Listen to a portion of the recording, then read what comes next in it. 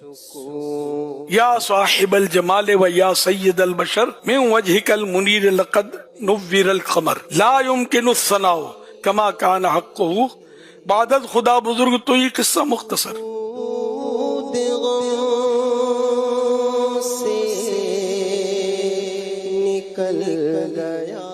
اے تمام انسانوں کے سردار، اے سب سے بہتر انسان، اے وہ جن کے چہرے انور کی چمک دمک سے، روشنی سے، نور سے چاند روشن ہے.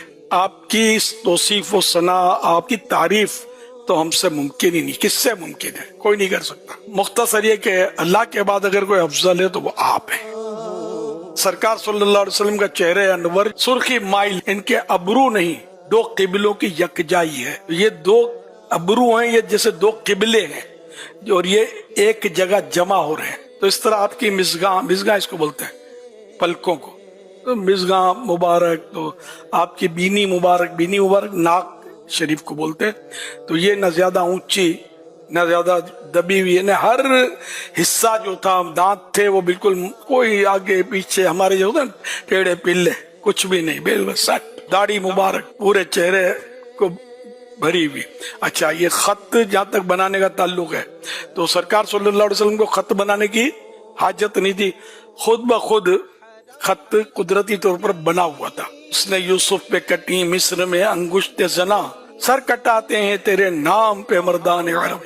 یوسف علیہ السلام کا حسن دیکھ کر مصر کی عورتوں نے انگلیاں کاٹ دی تھی بے خیالی میں.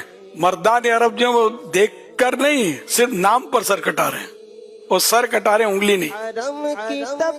موسیٰ علیہ السلام نے جب اللہ کی تجلی دیکھی کوہ طور پر تو ان کی آنکھیں میں اتنی روشنی آ گئی کہ اندھیری رات میں دور کالے پہاڑ پر کالی چونٹی چلے، اور وہ جو پاؤں اٹھائے نا اپنے، تو کون سا پاؤں اٹھایا یہ حضرت موسیٰ علیہ السلام دیکھ لیتے تھے. اب بتائیے کہ جس نے رب کو دیکھا، جس حبیب نے، کلیم اور حبیب میں تو بڑا فرق ہے. موسیٰ علیہ السلام کلیم ہے، یہ حبیب ہیں.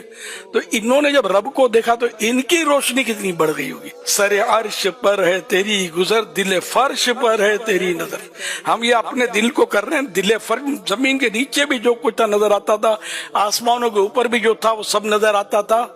ملکوت و ملک میں کوئی شے نہیں وہ جو تجھ پہ عیاں نہیں. ہم گناہگاروں پہ دیکھ لیجئے میٹھی نظر سے بیڑا پار ہے. دیدار کے قابل تو کہاں میری نظر ہے، یہ تیری عنایت ہے جو رخ تیرا ادھر ہے.